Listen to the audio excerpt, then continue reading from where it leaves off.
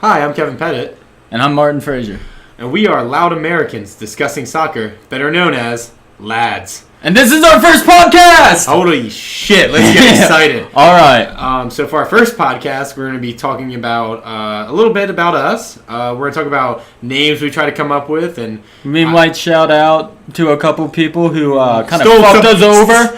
Had some amazing names that we came up with, apparently, and then they stopped doing their podcast. But moving on. All right. On today's podcast, we're going to be talking about big news. Neymar's transfer. That's pretty big news. I'm going to talk about how that relates to Kyrie Irving and how they're pretty much the same transfer. I'm just going to be talking about how the entire football world has lost their goddamn mind. $222 million for this one player. Okay. Just moving on. Okay. That's just the buyout clause. He might be. So in perspective, he might be making about 450 million euros, and for our American listeners, who it's probably mostly American listeners to be honest, that's almost $540 million. We're also going to be speaking about. We're also going to be talking about the transfer window and the types of transfers, obvious transfers, and different ones throughout the EPL. And we're just going to touch on the Premier League first. We're going to talk about the top six and how their transfers affect their outlook going into the next season. We're also going to be speaking about random transfers to the Premier League, things we like, things we don't like, people who are doing anything. Then we're going to talk about like Bayern, Real, Juventus, AC Milan, Monaco, and their young guns. Monaco selling out. I mean, who do they have left? I don't They really got know. Mbappe, who just asked to leave. I'm hoping Lamar goes to Arsenal, but probably not. All right, so we're going to talk about some names we came up with before coming up with Lads. A good one is Zidane's Headbutt podcast, a.k.a. the best play in football history. Yeah, definitely we're going to consider Phil Jones' Tinder Match podcast. I'm still on the fence about that one as a United fan. I don't know who's going to match with drunk Phil Jones, but I mean, lucky girl. Then we have Ogre. Then we have Stevie G's Slip podcast, a.k.a. the best day in my life. Man United fan, if you didn't know. Yeah. We also have the Back Pass. We thought that was kind of neat. We have Jurgen Klopp's Broken Glasses podcast. Then we have Neymar's Dad podcast. We have Bob Bradley's Screaming Bald podcast. Otherwise known as Kevin, please take this away. Podcast. Terrible. We have Game of Goals. Shout out to our Game of Thrones fans. Mission Relegation. Shout out to our Mission Impossible fans. Yeah. Oh, and Pulisic We Trust podcast because it's Pulisic. It's Pulisic. Who else do we have? We have the Wenger Out, Wenger Typical Arsenal podcast. We have Wenger's Pockets, Blood In, Blood Out, Fam Arson. I think y'all have realized at this point that Kevin is an Arsenal fan. Super in love with Wenger. Weird. It's a love-hate relationship as an Arsenal fan. There's a lot of hate. There's also a lot of love. We have Starting 11, Fergie's Nightmare, Martin's personal favorite. Fergie's Nightmare. Since he left, it's just been awful. And yeah, that goes it for names. So our first topic of the day is talking about Neymar's transfer, which is obviously the biggest news out there right now. Easily the biggest thing hitting the soccer world. And I just want to start out talking about like how I think how Kyrie Irving's leaving of Cleveland and his whole trade is essentially the same as Neymar. So if we look at both cases, we see that Neymar and Kyrie are both living in the shadow of someone who could be considered the GOAT. I don't know how you feel about LeBron James, Michael Jordan, but in a lot of people's cases, same with Messi. Do you see Messi as the greatest player of all time? So, in my opinion, both players are living in the shadow of someone's going to go down as a top 5 player of all time. Okay, but here's the thing, Kevin. You look at Messi and you look at LeBron. Who in the world would not want to play with those two? Who in the world would not want to play on the best team? This is Neymar and this is Kyrie just being selfish and just being shallow. And I will have to admit, I think on both cases, I think both players are being really immature. It's like they're both young players. Kyrie is like 25. Neymar's, 24? He's 25 as well. Both same age. Both are critically acclaimed players. They're both amazing players. Have both got a championship. And it's just striking similarities that both players are trying to get out and make their own name behind Messi. And if you didn't see the Messi video today, his tribute video, tears. Pure tears today. I'm going to put it out there. I'm no Messi fan. I'm a United fan. I love Ronaldo, hate Messi. But watching that Messi tribute video, it brought tears to my eyes. Because that's true footballing right there. Yeah, and my whole thing is the same as Kyrie and Neymar. If Kyrie because how much longer can LeBron and Messi be at the top of their game? And the team is built for them to take over from Messi and LeBron respectively. Yeah, so LeBron and Messi at most have 2 more to 3 more years of their prime. And at that point, Neymar and Kyrie Irving are both going to be able to take over. They're looking for someone, like both teams, Cavaliers and Barcelona, are looking for someone to take over the mantle. And in my opinion, that Neymar fit the bill, Kyrie fit the bill, but they're just, I think it's a jealousy thing. I think they really, and we'll give both sides of the coin here. Again, the money issue. But I mean, like, at the same time, it's not like Neymar was struggling for money. I mean, I think any player who's like the top 3 player in the world, he's doing fine. And also, let's be honest. No matter where Neymar goes, he could go to Juventus, he could go to Bayern Munich, hell, he could go to Real Madrid.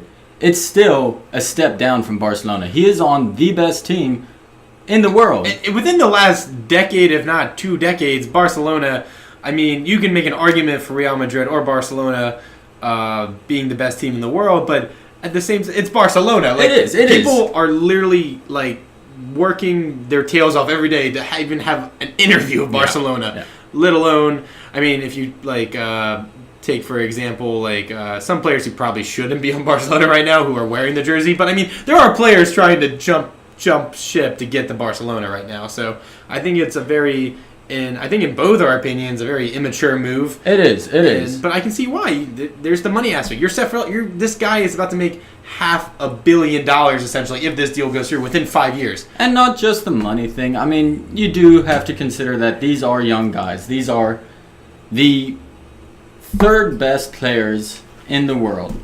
And they want to be known as the best players in the world. They don't want to have that quote-unquote shadow of the GOAT over them. Yeah, I mean, like, if Neymar does anything, like, there's essentially going to be an asterisk next to his name saying, like, well, he had Messi and Suarez. Mm-hmm. He wants to pretty much go carve his own path, which I have nothing against player mobility. I used to, like, as an Arsenal fan, I used to be, like, I used to think Cesc Fabregas was a snake, Robbie Van Persie was a snake. And I think in this day and age in football, soccer, whatever you want to call it, I think things have changed. But in this case, I think Neymar is making the wrong move because I really think down the line, he's really going to regret this move. He had an opportunity to win more championships, and I know it's PSG, they're stacked, but I mean, I just can't see them doing well in the Champions League. And to be perfectly honest, I'm sure Neymar has 1.5 million suitors around the world. I know Manchester United was looking at him. I know any team in the world would be lucky to have him. So why is he going to PSG, who are basically a shoo-in to win the league every single year? He's not going to the best team in the world. I don't think he can progress. Like, I don't either. I really don't. Who are they going to play? They're going to play Monaco. Yeah, but that's it. Monaco's a shell they were last year. Yeah. Who do Monaco have anymore? They have Mbappe and Lamar, and who might be leaving. Both of them might be gone. Are probably leaving. So they got Falcao. That's it. So what competition are you going to facing? And then there's the whole, La Liga only has Real Madrid, but still Real Madrid is a number. You play Real Madrid twice a year. If now you meet them in the Copa del Rey, you could meet them in the Champions League. Plus you have Atletico Madrid, you have Celta Vigo, aka the Giant Killers. They are the Giant Killer. You have Sevilla. And you just don't have this competition, this constant competition that makes players better in the French league. We're not trying to shit over the French league. I'm trying to shit on the French league. Okay, so we're essentially shitting on the French league. I mean, amazing players. My favorite player of all time, Thierry Henry. I mean, he did come from Juventus, but he was at Monaco. As just saying, came out of the French league. Amazing players have come out of the French league. Don't get me wrong. I just don't think it's the most competitive. You can make arguments that La Liga is not the most competitive since only Barcelona, Real Madrid. You say the same thing about the German league. I would still put the German league, even though Bayern Munich wins every year, over the French league. Absolutely, without a doubt in my mind. But again, now here comes the question: who replaces Neymar? Okay, so we saw that Barcelona is really looking into Phil Coutinho. I think Philip Coutinho is a fantastic player. But he's just not Neymar quality. I honestly can't think of a left wing who could replace him. No. Actually, earlier today we were talking. I made the argument because of the whole Alexis Sanchez. Alexis Sanchez has gone dark. There's been no recent rumors about him going to Man City, going to PSG. I could see it. It would be a perfect fit to fit in that left wing. I don't think Alexis Sanchez is Neymar, but I do think Alexis Sanchez is a top 20 player in the world. Absolutely. I wouldn't put him top 10, maybe close, but I would put him top 20, and I think he would fill in that gap. It would be a return. You could see LeBron, I'm coming home, I'm coming home. I could see Sanchez going back to Barcelona to fill in that left wing spot. And I don't think there'd be a lot of turbulence when he returns. He already knows how Messi plays. He knows how the Barcelona system works. So I think that if you could pick anyone in the world right now to replace Neymar, I would pick Alexi too. Yeah, I mean, you have Oussa Dembele, who's at Borussia Dortmund. And he's too young. Yeah, he's too young. 18. The kid is so young. You've only seen one season. I'm still losing it over this Mbappe ridiculousness. The kid's played 1 year. Let him develop. Apparently, rumors out today, he's gone. Like, he's apparently leaving Monaco. I think he needs another year. I think you can't give a kid $200 million or whatever he wants, $150 million, $100 million, whatever the market. The market's gone insane. They've lost their mind. Let's just put it in perspective on how insane the market is. So, go back like 5 or 6 years, back in 2010, and I get the whole inflation argument and all that. But this is past inflation. This is just the rich clubs in leagues across the world taking advantage of the wealth that they have and just throwing stupid amounts of money at young talents who may or may not pan out. I honestly think that it's just gotten out of hand. It has. It's really gotten out of hand. When you think about, like, what was it? Not to bring up bad memories, but Robbie Van Persie went for like 20, 25 million around that, and he essentially helped United win the league. Like, that was a substantial amount of money back then. And then nowadays, people are literally like tossing money like it's nothing. It's gotten crazy. And they're not just tossing money at the great players. They're making incredible risks by throwing all this money at the young kids. Look at Real Madrid with Martin Odegaard. They paid top dollar for that kid, and he's 18 and doesn't look like he's progressing. I'm just astonished when I see like certain deals that go down. Like, let's take, for example, N'Golo Kante last year. That is the steal of, I would say, like the past 5 years. N'Golo Kante won Chelsea the league last year. Not single-handedly, but he was an integral part. Obviously, winning the PFA Player of the Year, but £30 million? Yeah, and you look at that compared to some of the outlandish prices like the Higuain deal, my God. Pogba deal. Oh, my God. And you know what? Higuain might have won the league, but that's because he was on Juventus. But did Pogba really merit a $90 million price tag? That's absolutely ridiculous. It is. And, okay, another thing. What happened to homegrown talents? I remember when I first started watching soccer, I remember all these homegrown talents coming through the youth academy and breaking into the first scene. I don't remember all these clubs basically paying for a starting 11. What happened to that? I missed that age. I mean, honestly, if we're talking England, I think the best example would probably be Tottenham. They got, like, yes. It used to be, I think, like, not academy development. I'm just talking English talent. Mm-hmm. You have Eric Dyer, Dele Alli, Harry Kane, obviously. And I feel like it used to be Arsenal, because Arsenal used to have Theo Walcott, the Ox, Callum Chambers, Jack Wilshere, mm-hmm. Jack Wheelchair. To our shout out to all my Arsenal fans appreciating Jack back on the team. Probably not for long. Just give him a couple months and he'll probably break an ankle. Him and Sturge have been hanging out lately, so you know it's coming. It's pretty obvious what's going to happen. So let's moving on. We're going to talk about the best transfers for each club and essentially what they still need to address. So we'll start with the good. So we'll start with Chelsea. Start on the top. So Morata, for sure. That's definitely their number one signing, I believe. And I think it's a really smart signing because I actually realized this today, and I don't know why it took me so long to realize this.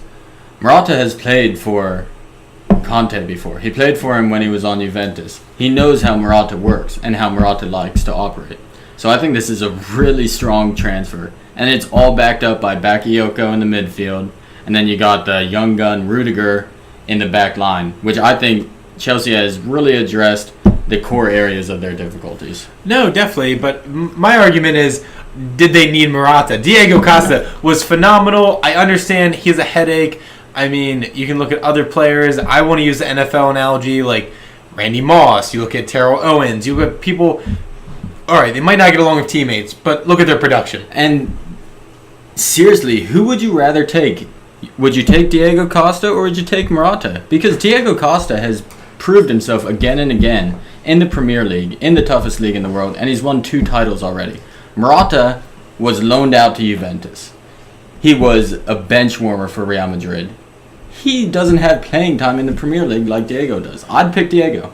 I mean, again, Morata does have, he does show up in the big games. He does. And he did play for essentially the best club in the world currently. So we'll have to wait and see. Again, you can say the same thing about Lukaku. You can say the same thing about Lacazette. We have a lot of strikers going on in the Premier League. So moving on, let's move to Tottenham, number 2 last year.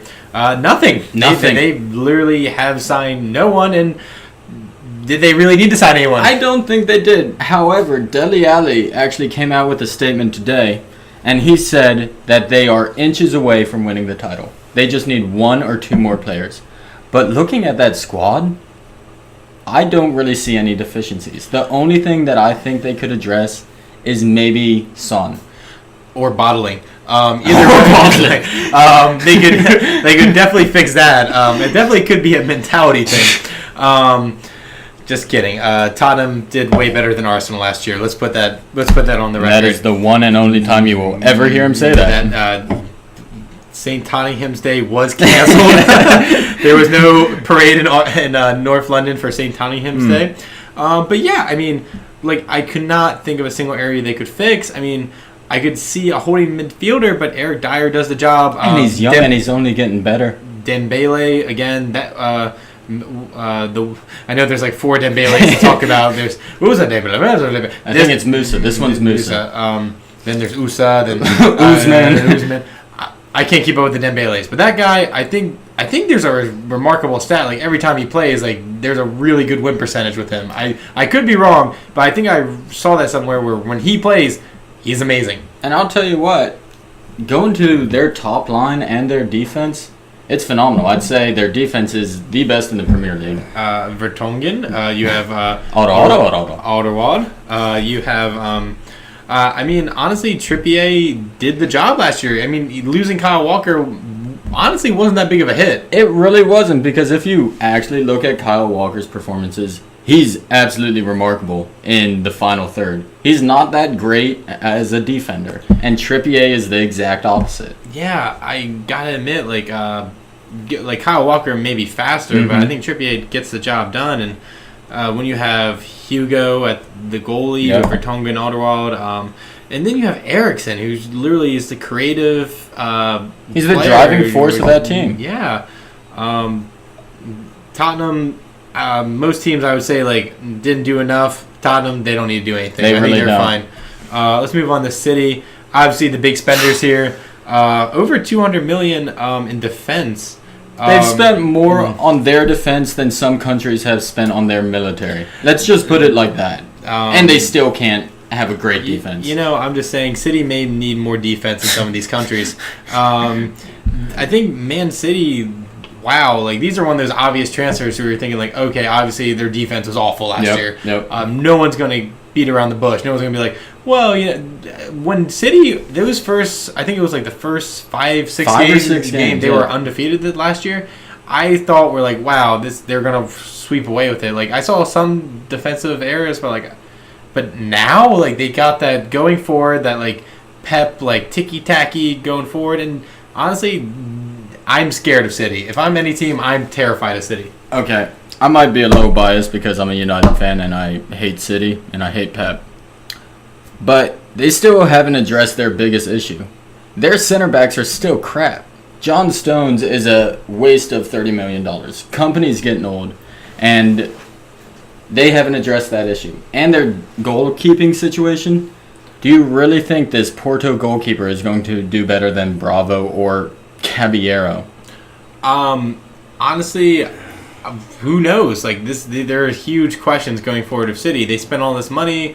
I don't know where Bernardo Silva is going to fit in. I don't know.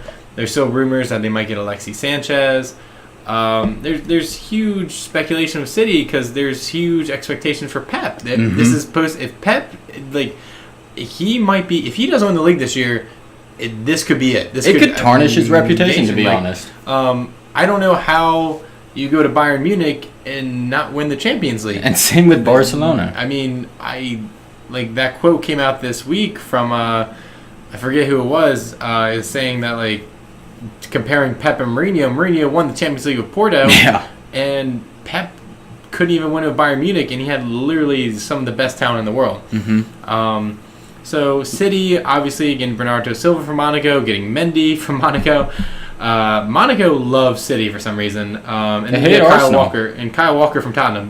Monaco does hate Arsenal. I will say this: I think this is Pep's make it or break it season. If he doesn't win a trophy this year, I think he could be out. I think he could lose a job. He's got 2 years. He's spent $200 million in this transfer window alone. If he doesn't win any trophies, it's definitely a short leash. At least the Premier League he has to win. If not, if he doesn't at least make it to the round of 8 in the Champions League, it could be over for City. So let's move on to Liverpool, your personal favorite.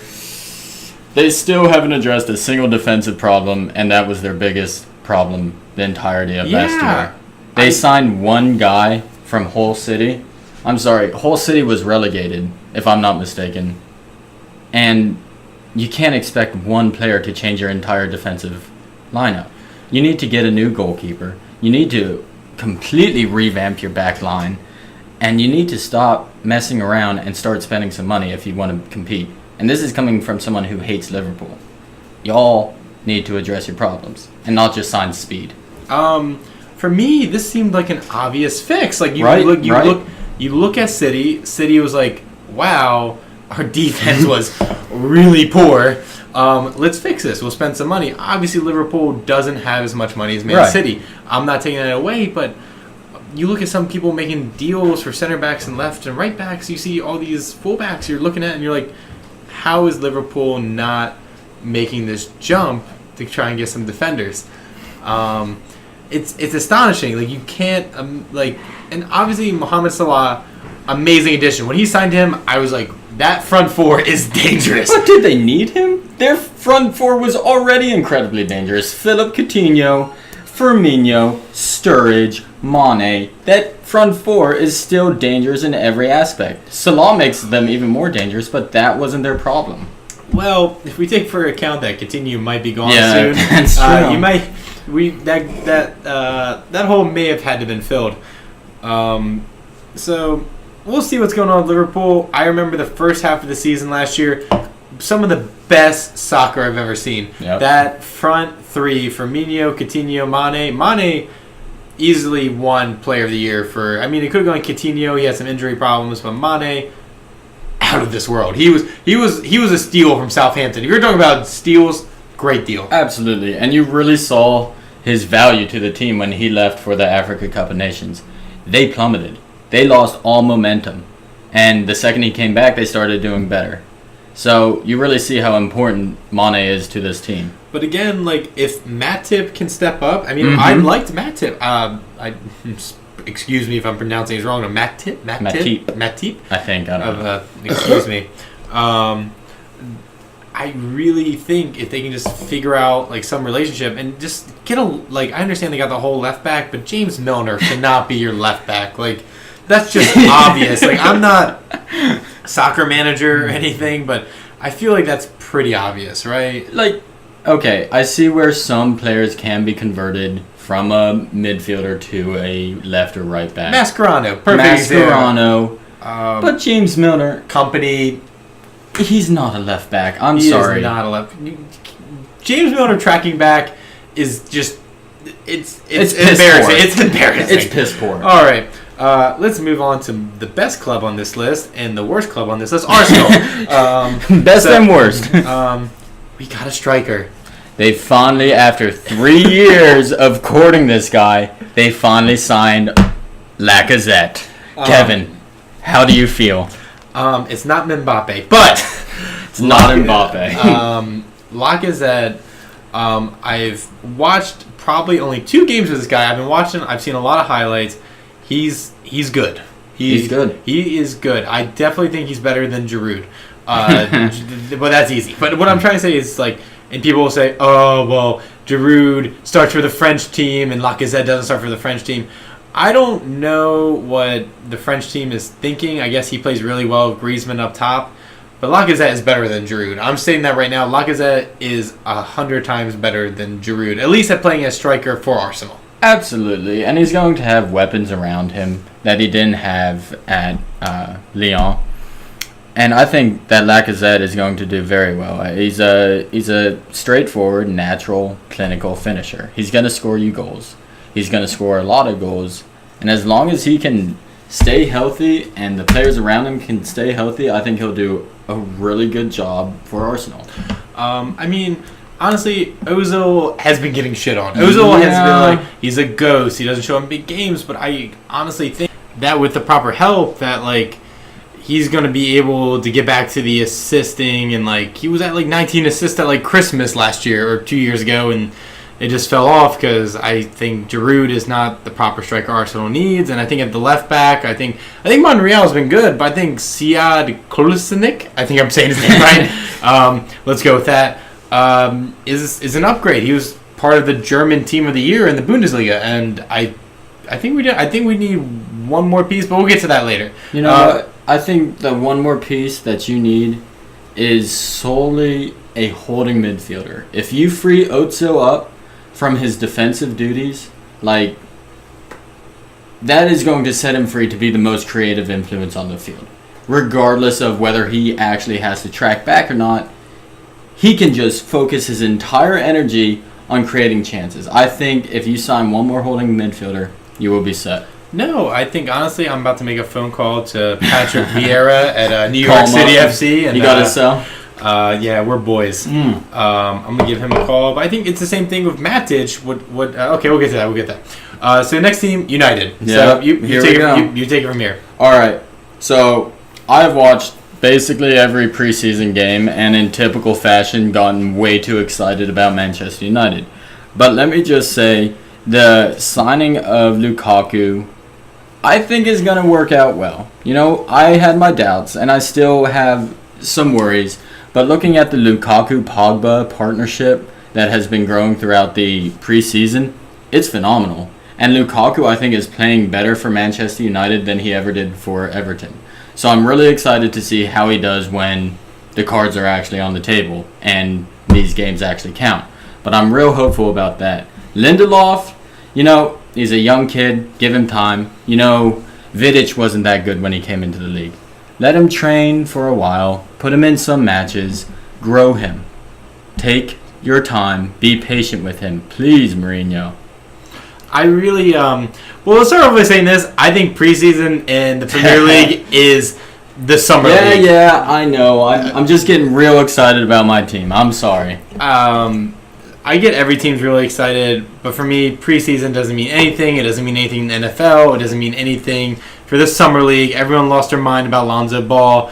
I'm a 76ers fan. I lost my mind about Ben Simmons. Everyone lives in the moment. Everyone's trying to think, this is it. Last year, Arsenal won the Community Shield. Last year, I thought Arsenal was going to be phenomenal. We're going to win the league. We came in fifth. Let's not jump to any expectations. All right. I really do. So back to United. I think Matic has been one of the best signings of the year. I absolutely agree. You're right. I thought Lukaku, they definitely needed a striker. I thought they were getting Morata. Lukaku came out of nowhere. I really do like Pogba, that friendship. That pretty much Pogba. It's great. That is some LeBron-esque, like, talking, being friendly with players. Like, Agent Pogba. Because players want to play with LeBron. Players want to play with Pogba because they know they're going to get fed those long balls by Pogba. I think that is a great thing, and people are like, oh, I can't believe he's recruiting. Why wouldn't you? Yeah. You're a player. Go out and recruit. Get as many great, top talented players as you can. And I don't know how Lukaku's going to do, but I definitely think he would be. There's promise. There's a lot of promise. I just have to see him in the big games, but we got a whole season to go. So let's move on. Let's go to Everton. Everton. Okay. This is the last one we're going to do, just because we were just going to do the top 6, but Everton's on a warpath. Everton and Ronald Koeman are just on a whole different level. And you know what? I think they're signing the smartest people. They aren't throwing audacious amount of money at random people who kind of have some promises. They're throwing money at players who have established themselves, and they're not overpaying for these players in today's market. Well, we'll have to wait to see if they do anything about it. If they go out and buy Gylfi Sigurdsson for $50 million. I have a soft spot for Swansea. I studied there. I love Bob Bradley. All my friends hated when I was rooting for Bob Bradley when I was on Swansea. Absolutely despise him. But I don't think Gylfi Sigurdsson is a $50 million player. I think he's about a $30 million pound player at most. I think the market, again, like we talked earlier, is just getting out of hand. But, I mean, Clausen, great addition to midfield.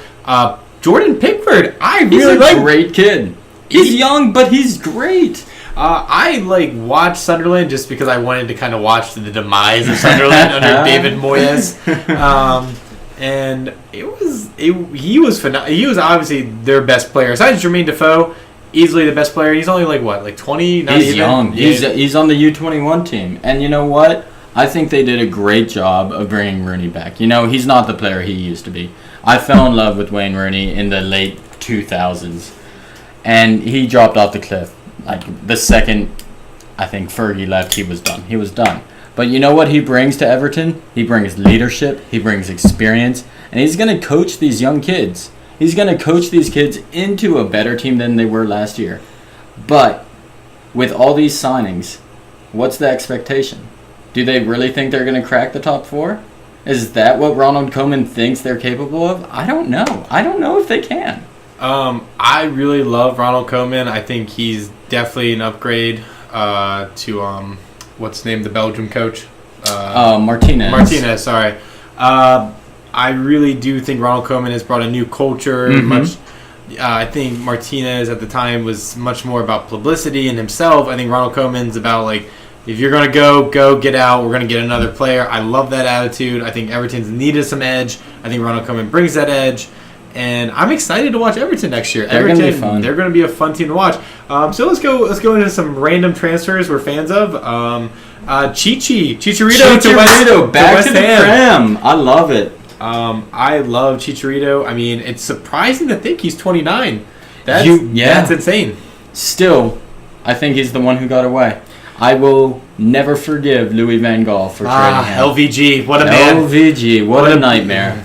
The beautiful diving Dutch man. I still watch that video and hate myself. Anyway, we won't bring up some tears from Martin. I will admit, West Ham has made some good moves. Under Arnautovic? Yeah, that I unfortunately, when I got him on my fantasy team last year, he immediately got a red card. I do like Arnautovic. I think he's a great Austrian player because he played Wales last year in World Cup qualifying. I think Austrian. I like Arnautovic. I love what West Ham's doing. I like Bilic. I think he's a terrifying man. I think if he heard this podcast and I said a bad word about him, I would be dead. Also, can we just take a second to look at West Ham's top 4? They've got Andy Carroll. They got Mikel Antonio. They've got Chichi now. They're going to be pretty dangerous. They definitely need to sort out their midfield and backline. But they're turning into Liverpool. They're a crappier Liverpool. If that's possible. So let's do another couple random shout-outs. Jermaine Defoe getting off Sunderland. On the Cherries. I love the Cherries. Begovic to the Cherries, too. Begovic did good with the Cherries. I'm really excited to see the Cherries next year. Bournemouth, I don't think they're going to be a top 10 team in a long time. But they're a mid-table. They're a solid mid-table team. Iniacho to Leicester. Yes, I love that. I think his partnership with Vardy is just gonna be. It's gonna be speed. That's all it's gonna be. It's just pure speed. The Vardy party goes on. The Vardy party with Iniacho. What a sad story that Iniacho has literally had one of the best shot to goal ratio in the entire Premier League and minute to goal ratio. Oh, unbelievable! And I get it. Baby G, Gabriel Jesus coming in. You have Aguero. It's pretty tight up there. But so honestly, is this Pep's fault? Is this Pep's fault? Is he shooing him away too soon? Or does Pep already have the attacking trifecta that he wants? If Pep had his way, he'd probably kick out Aguero too and sign Robert Lewandowski. But I don't see that happening. In terms of random shoutouts, I'm trying to think of any other good players in like the mid-table. The fact that Shaqiri is still on Stoke. Shaqiri is a 5'5" tank of a man who has a wicked left foot. Oh my Jesus! That I wish he was on Arsenal. I honestly can't think of many other great signings. We might bring this up at another time. I can't think of any in the Premier League. Let's talk about some other. Joe Hart at West Ham. Joe, how did we forget about Joe? Good old Joe. He's back in the Prem. Oh, he's back in the Prem. I really hope that City's two goalkeepers, Claudio Bravo and Ederson, just fail, just like they did last year. Because the treatment of Joe Hart, who is not only a Man City born and bred player, but he's an English quote-unquote legend. Pep, how dare you treat him like that? I hate Man City, but I like Joe Hart, and you messed it up. It's just shocking, because it's like, you're like, oh, it's Joe. Like, you know he's going to mess up, but he's a good keeper. 90% of the time, he's great. If he was being back in the Prem, I would still put him in the top 5, probably. Top 5. I would do maybe out of top 5. But actually, you know what? I think I agree with you. Yeah, you got De Gea, you got Lloris. Check. I'd still put him top 5. I mean, there you go. I mean, like, just after that, like. Then you got Chelsea's goalkeeper, Courtois. Yeah, Courtois. That's 4. And then if you really think about it, he's about a top 5. I mean, Mignolet, no way. No. Pickford, I think he's better than Pickford. I'd put him top 5. I'd put him top 5. So that goes it for Premier League transfers. If we're looking around the world, Bayern with the steal of the century. The best deal that I've seen in a very long time. Who else could get a loan for James Rodriguez? No, that's just absolutely ridiculous. That is obviously the steal. I really hope he doesn't warm the bench some more. No. That would be awful, but I really hope he gets some starting time. He's working under Carlo Ancelotti again, and you know what? Ancelotti was the one who brought him to Real Madrid. He coached him the best. So I'm real hopeful to see a reemergence of James. No, I really hope to see, because when James is at his best, you really see he's dangerous. He's dangerous. I just keep thinking of that 2014 World Cup and Jesus, that volley. That volley. I have sweet dreams about that. sweet, wet dreams about that volley. 3 years later. Anyway, I really hope to see the steal of the century. Real Madrid, I mean, what's there really to fix? I mean, they might get Mbappe, and you know what? More power to them. I think they're fine. If Bale leaves, I'll be upset because I love Wales. I love Gareth Bale. I really hope he stays. I think he's gotten a short end of a stick. Mm-hmm. They still have Isco, which is shocking. He's getting better and better, though. Yeah. I'll tell you what, towards the end of last season, I would have started Isco over Bale. I would have. That hurts my heart. I know. But I would if he had more of a role in their final push to the title and Champions League title.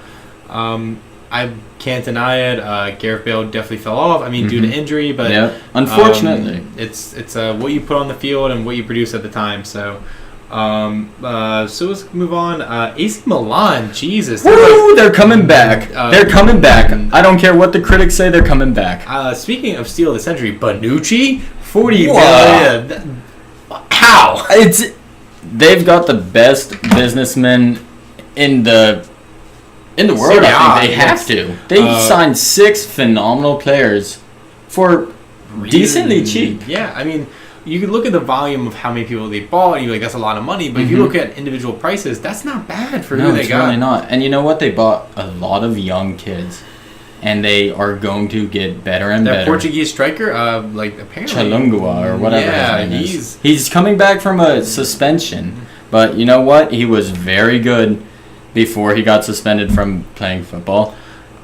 And I can't deny, I think AC Milan are definitely on the up and up. I still give it to Juventus. I still think Juventus with Dybala, Mandzukic, amazing squad. I still think Juventus got it, but I think AC Milan's creeping. I think Roma are always... Napoli's getting better and better. Napoli's always there.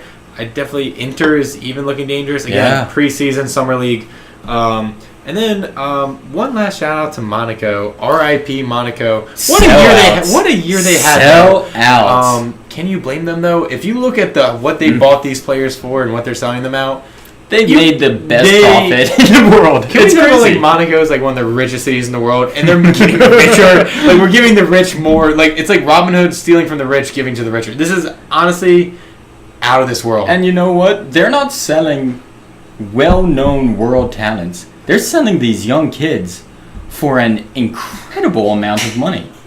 It's literally like some of them are like 3 or 4 times. Yeah. It's out of this world. And honestly, like, I don't think Monaco will ever win a Champions League. So the fact that they won the French title, that's the peak. That's the peak. Honestly the peak. So good on them. So good on them. They got it. And you know what? They had a great Champions League run last year. I think that's probably one of the greatest years in Monaco's history. So good on them. So I can't be mad. Like, everyone's like, oh, they're selling out and everything like that. I can't be upset with them because, you know what? They might bring a whole new line of players. And that's fair. They might become the next Southampton for Man City. But yeah, I think in terms of transfers, that'll about do it. I think if you come in next week, I think we'll probably do it Wednesday or Thursday, something like that. We'll give you our predictions for the EPL weekend. And the league in general. United's going to win the league. United's going to win the league. Possibly. Probably not. Okay, the realistic part is coming out. Probably not. Arsenal's going to win the top 4 trophy. It's going to be a great year for us. But thank you for listening, and please tune in next week. See ya.